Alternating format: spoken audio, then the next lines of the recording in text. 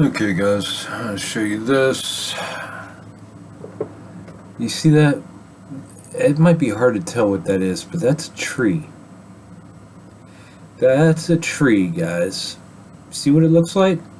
Keep that in your mind, what that looks like. Okay? This is Slope Point, the southernmost tip on New Zealand's South Island. The airstreams loop the vast circumpolar Southern Ocean unobstructed for 2,000 miles, and then they smash into land. So persistent and so violent that the trees look like this. That's how the trees look on that island. Because of the environment. Now think about how we look because of our environment. How different we look. It doesn't look like any fucking tree I've ever seen. Because I don't live in that harsh environment, right? Imagine if you got used to seeing trees that look like that, and you come over here and you see the trees, that normal trees that I have. You're like, what the fuck? It's because of the environment. We are products of our environment. Our outside is products of our environment. Just like with the girls who say, oh no, I wasn't sexually abused. But their body is physically showing to anybody who has the eyes to see that, no, that's what happens to a body when it's been sexually abused as a child. That's what it does. So what I'm trying to say is we're sitting here trying to imagine, oh, I wonder what happened. I wonder if we got taken over. I wonder what the Palladians are coming back to save us. I wonder when the Arcturians are supposed to, when are the reptilians supposed to take over? When's planet Nibiru coming? You know what I mean? All this stupid shit. And you think that you're some free spirit thinking, whatever you want to think, when you're being controlled by microscopic parasites and claiming to be a spirit-filled individual that needs, desires, worries, fears, and everything else, and needs everything outside of self for existence. You look like this and you call yourself a fucking regular tree, a healthy tree. No, that's what you are, a product of your environment. Your thinking, your processing, your discernment, what you think is right. This tree thinks that's what a tree looks like. So we're all broken people trying to imagine what it's like to not be broken and thinking that we all know what it's like to not be broken, and we have no fucking clue. We think that when we're not broken, we're still going to want a house, and we're still going to want to keep up lies, like societal lies. Oh, he's not fat. Shh, don't call him fat. Don't hurt his feelings. Oh, don't talk about her sit on her nose. You know what I mean? Like, no, guys, we're talking about a whole completely that this fucking parasitical organism can't even understand. Our bodies have been relegated to we have been beating them up daily, guys, daily. I'm telling you, my mind is blown. This biological organism is so fucking advanced beyond our fucking imaginations and our ability to comprehend, that it is able to survive these harsh environments and this trauma and abuse and all these non-conducive ways to living that we have been subjected to since before the day we were born. We've been abused since we were inside of our mother and she was arguing and going through stress and partying and intaking poisons and subjecting us to all of it. You think a proper human in that condition is going to look like a regular human? Or is it going to look like something you've never seen before? Guys, these physical bodies these physical bodies are trained to look like this through conditioning and abuse and everything else. This is on purpose. We are being held back. Our birthright was stolen. Don't forget this one. The road to truth is paved with lost friends, so-called friends, and offended strangers. If you're not going to speak the truth, you're going to have a great time in life. You just mold and meld yourself to whatever the truth is with that group, and you become part of that group, and don't rock the boat and don't go against the narrative, and you're fine. I like this one. I'll just read it.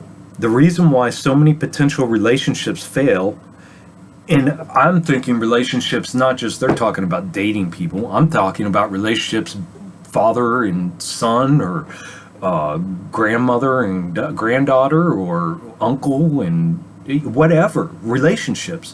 Why they fail is because people are broken, are still broken yet, still trying to date, or still trying to have relationships, or still trying to act like they're a parent, or still trying to act like they're, some kind of other thing in a relationship with all of its requirements and responsibilities, right?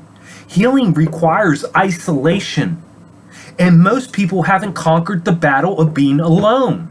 And that goes back to what I was trying to say here. No matter what our journeys lead us to, we all have one. It's all comes to a funnel. And even if you get through this whole journey of self-healing, and then the one final thing you got to go through is learning to trust yourself and need nothing else. Everybody, all of us have to come to terms with that.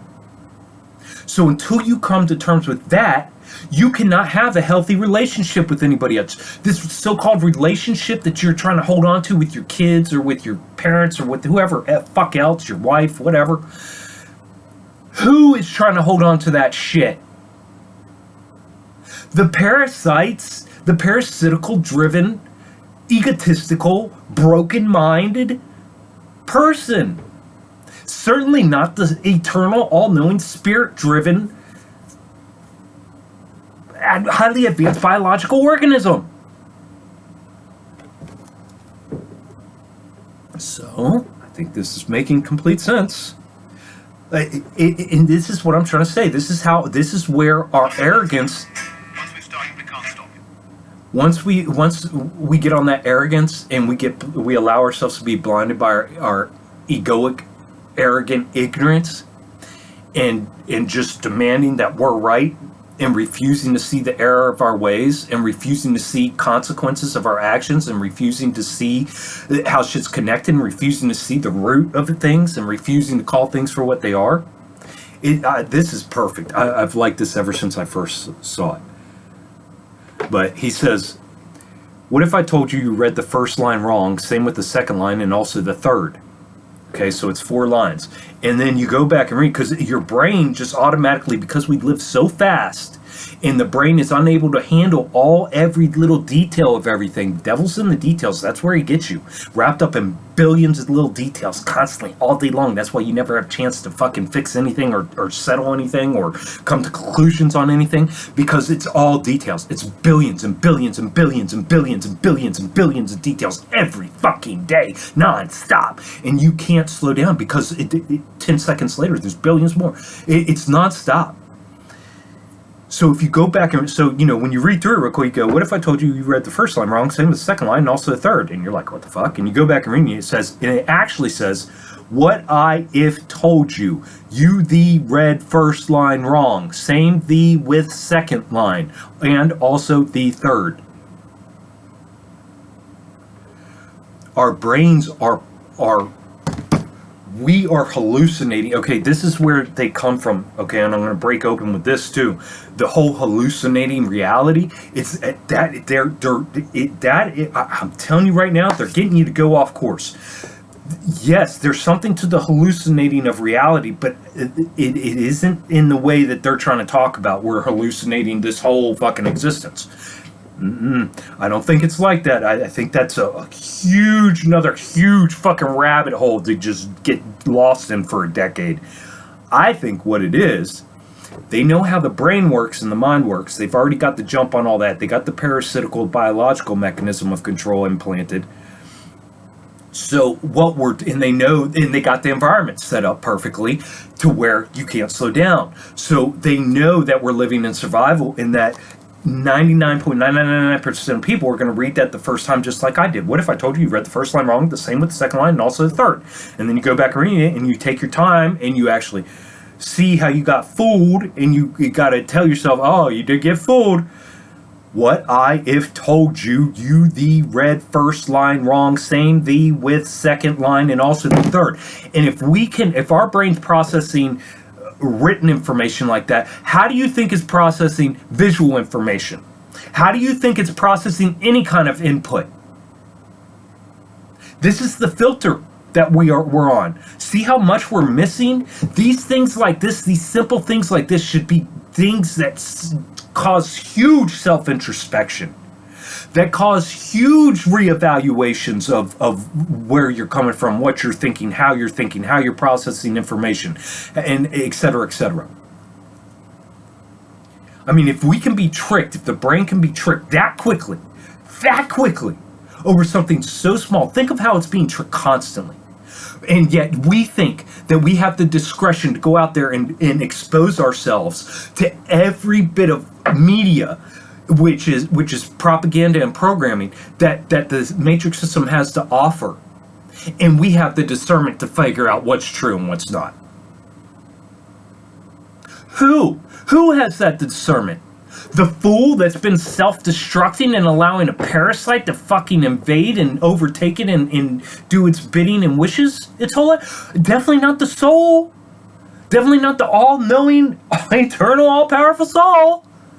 Come on, guys. Keep up. What else did I want to point out here? Oh, that's a good one. I think I'll save that one. Yeah. Save that one.